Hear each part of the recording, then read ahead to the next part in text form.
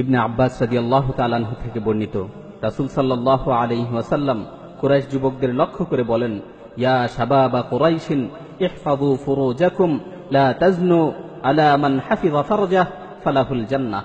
হে কুরাইশের যুবকেরা, তোমরা তোমাদের লজ্জাস্থানকে হেফাজত করো, তোমরা জিনা ব্যভিচার করো না।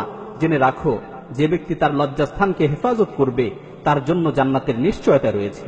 অপর এক বর্ণনায় এসেছে, রাসূল সাল্লাল্লাহু আলাইহি ওয়াসাল্লাম বলেন, ইয়া ফিতয়ানা কুরাইশিন লা তাজনু ফাইন্না মান সালিমা লাহু শাবাবুহু দাখালাল জান্নাহ। হে কুরাইশের যুব সম্প্রদায়, তোমরা জিনা ব্যভিচার করো না। যে ব্যক্তি তার যৌবনকে হেফাজত করবে, যে ব্যক্তি তার যৌবনকে হেফাজত করবে সে জান্নাতে প্রবেশ করবে। সহিহ বুখারীতে বর্ণিত হয়েছে, রাসূল সাল্লাল্লাহু আলাইহি ওয়াসাল্লাম বলেন, মান ইয়াযমানু লি মা বাইনা লিহইয়াইহি ওয়া মা বাইনা রিজলাইহি তাযাম্মানতু লাহু বিল জান্নাহ। যে ব্যক্তি আমাকে দুই চোয়ালের মাঝে অবস্থিত জিহ্বা ও দুই উরুর মাঝে অবস্থিত লজ্জাস্থানকে হেফাজতের নিশ্চয়তা দিবে, আমি তাকে জান্নাতে প্রবেশের নিশ্চয়তা দিব।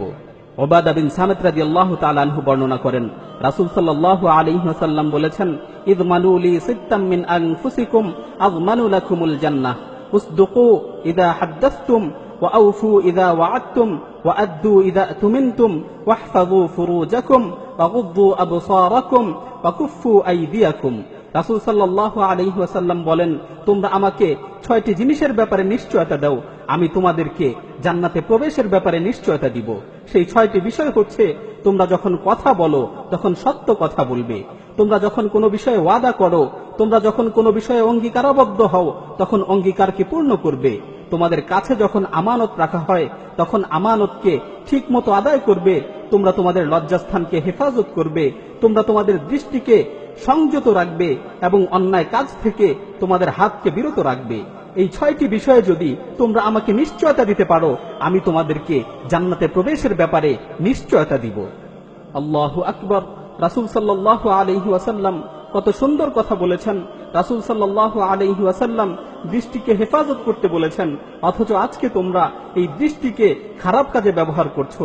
সারাদিন দুচোখ দিয়ে অশ্লীল জিনিস দেখছো, ওই চোখ দিয়ে জিনা করছো যে চোখ দুটি তোমাকে আল্লাহ তাআলা দিয়েছেন, ওই হাত দিয়ে জিনা করছো যে সুন্দর হাত দুটি তোমাকে আল্লাহ তাআলা দিয়েছেন, ওই পা দিয়ে জিনা করছো আল্লাহ তাআলা যে পায়ের উপর ভর করে তোমাকে চলার শক্তি দিয়েছেন। হে মানুষ, যিনি তোমাকে দৃষ্টি শক্তি দিয়ে সুন্দর এই পৃথিবীকে দেখার সুযোগ করে দিলেন, যিনি তোমাকে হাত দিয়ে ধরার ক্ষমতা দিলেন, যিনি তোমাকে পায়ের উপর ভর করে চলার শক্তি দিলেন, এটাই কি তার প্রতিদান? আল্লাহ তাআলা কি এজন্যই তোমাকে এত উত্তম আকৃতিতে সৃষ্টি করেছেন? যেই স্রষ্টা মায়ের গর্ভ থেকে আজ পর্যন্ত তোমার রিজিকের ব্যবস্থা করে আসছেন, এটাই কি সেই মহান প্রতিপালকের প্রতিদান? হে মানুষ, তুমি কি এভাবেই আল্লাহর অনুগ্রহকে অস্বীকার করলে? হে মানুষ, কে তোমাকে চলার ক্ষমতা দিয়েছেন? কে তোমাকে ধরার ক্ষমতা দিয়েছেন? কে তোমাকে শোনার ক্ষমতা দিয়েছেন? কে তোমাকে দৃষ্টি শক্তি দিয়েছেন? কে তোমার শিরায় উপশিরায় রক্তগুলোকে সঞ্চালন করছেন? সুতরাং যিনি তোমার সকল চাহিদা পূরণ করেছেন, যিনি তোমার সব কিছুর ব্যবস্থা করেছেন, সেই মহান প্রতিপালক আল্লাহর আনুগত্য করো, নিজের প্রবৃত্তির অনুসরণ করো না, নিজের খেয়াল খুশির আনুগত্য করো না।